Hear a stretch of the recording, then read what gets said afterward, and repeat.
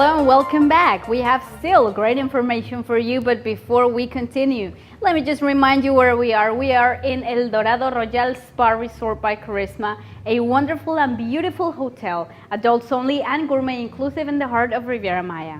Now, remember to keep informed 24/7 by logging on to our website on www.mexiconewsnetwork.com, and also follow us on social networks on Facebook, Twitter, and Google+. You will find us as Mexico News Network. Now let's continue with more information. Every single year, Mexico makes it all the way to the Cannes Festival, and this year, Michel Franco's Chronic will be representing the entire nation.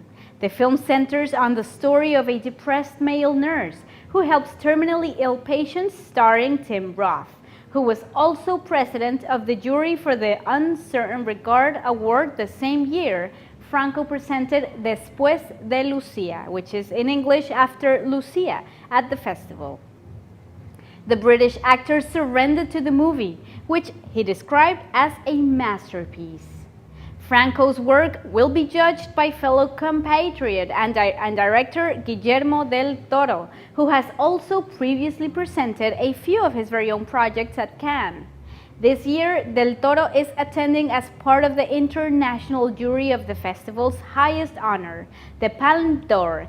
Also standing on the jury will be Jake Gyllenhaal, Sienna Miller, Rosie de Palma, Sophie Marceau, Rokia Traore, Javier Dolan. It will be chaired by the brothers Ethan and Joel Coen too. Another great Mexican director who will also be part of this year's Cannes is David Pablos, who will be competing for Uncertain Regard with Las Elegidas, which is in English, The Chosen Ones. Now, this is a film based on an idea by writer Jorge Volpi, and which addresses the topic of child prostitution. This movie is supported by Gael Garcia's and Diego Luna's Canana Films.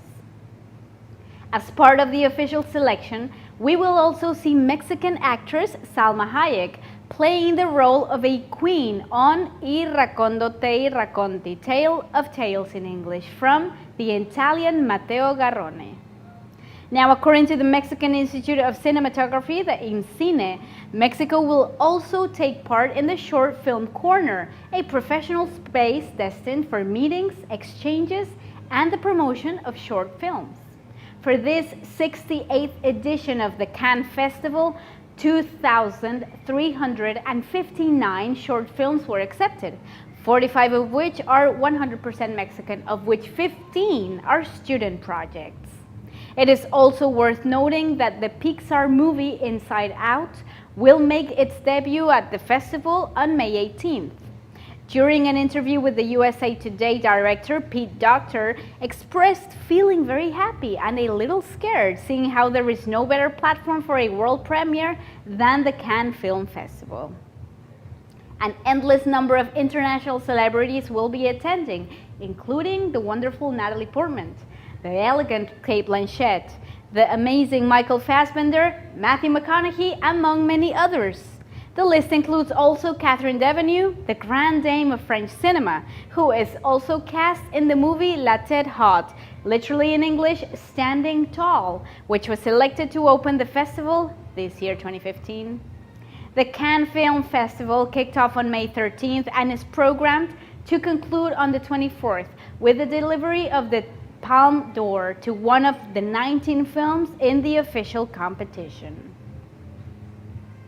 Now, moving along with more information, this summer, one of the finest orchestras in Mexico will make its debut at the Cambridge Corn Exchange as part of the cultural agenda of the Year of Mexico in the United Kingdom.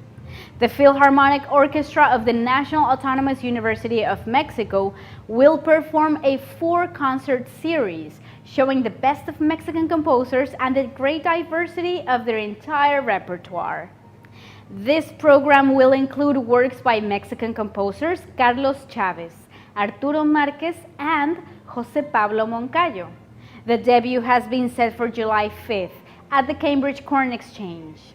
It will continue to the G Live Guildford on July 7th, though. Then to the Anvil in Basingstoke on July 8th to close at London's Cadogan Hall on July 9th. OFUNAM was founded in 1936. Even though the Philharmonic Orchestra of the UNAM has been established for nearly 80 years, it is a young orchestra in terms of its players and also in terms of their hunger to become the best they possibly can, according to Jan Lathan-Cohen, the British-born artistic director of the entire orchestra. Now, as part of a preview, he announced that the orchestra program for this tour will open with a powerful performance of Carlos Chavez, based on the work of Danish-German organist Dietrich Buxtehude, followed by Danzón No. 2 by Arturo Marquez. During the first part of the program, there will be 2 solos featuring violinist Tasmin Little, who will join the orchestra with Ralph Vaughan Williams' The Lark Ascending and Gustav Holst's Song of the Night. Of UNAM's home concert hall in the UNAM Cultural Center's Sala Nezahualcóyotl, which has been compared in magnificence to the German Berliner Philharmonie. The Cultural Center also features 2 additional concert halls, an opera theater, 2 small theaters, and an art gallery. In other news, after a 23-year absence, Mexico will host the most important motorsports event, the Formula One Grand Prix. On March 22, 1992, the Autódromo de los Hermanos Rodríguez, located to the east of Mexico City, hosted for the very last time a Grand Prix, won back in those days by British Nigel Mansell and featuring great international pilots such as Michael Schumacher, Mika Hakkinen, and Ayrton Senna. However, this year, 2015, Mexico City's Grand Prix will take place on November the 1st. Now, without a doubt, this will be the most important event for the country running through 2015. To begin with, modernizing the Autódromo de los Hermanos Rodríguez will require a $360 million investment. $210 million will be provided by Mexico City's local government council, and the remaining $150 million will come from Compañía Interamericana de Entretenimiento, CIE, which is the main promoter of the entire event. The Grand Prix can translate into a $200 million annual impact and can generate 18,000 direct and indirect jobs in the service and tourism sectors in Mexico City.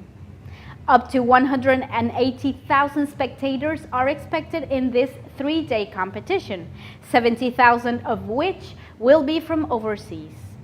Another major business opportunity will be the sale of international broadcasting rights, since it is estimated that only in 2013, a total of 450 million people around the world watched the Formula One races. And all of this without mentioning the wonderful atmosphere and the party that only Mexico can offer to the world. Moving along with more information, the National Football League has recently gone past its boundaries in the United States. This is to seek out new opportunities in London. Now, today, the association's leadership is taking a look at other international venues, such as the case of Mexico, Canada, Germany, and China. Some time ago, the NFL sent out a delegation to Mexico City to stadiums in the country and to analyze the possibility of scheduling regular season games in the country by 2017. According to the report, while the fields would need to be adapted, the league is also considering programming preseason games, possibly even setting up a training camp in Mexico in the interim. This will not be the first time the NFL explores possibilities in Mexico.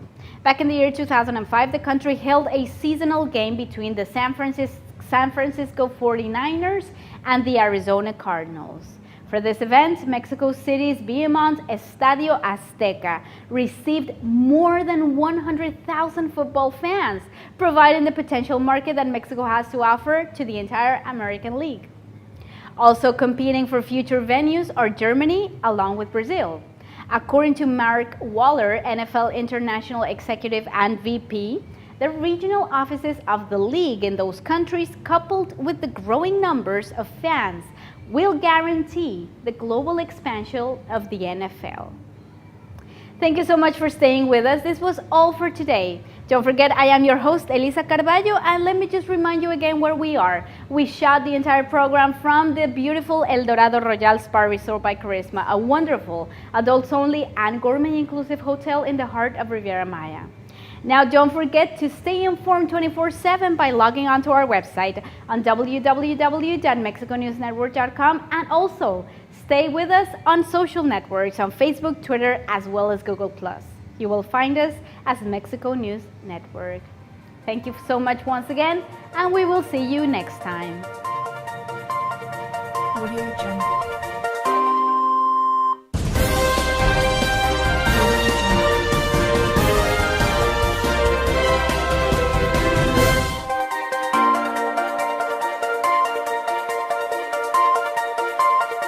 Audio Jungle.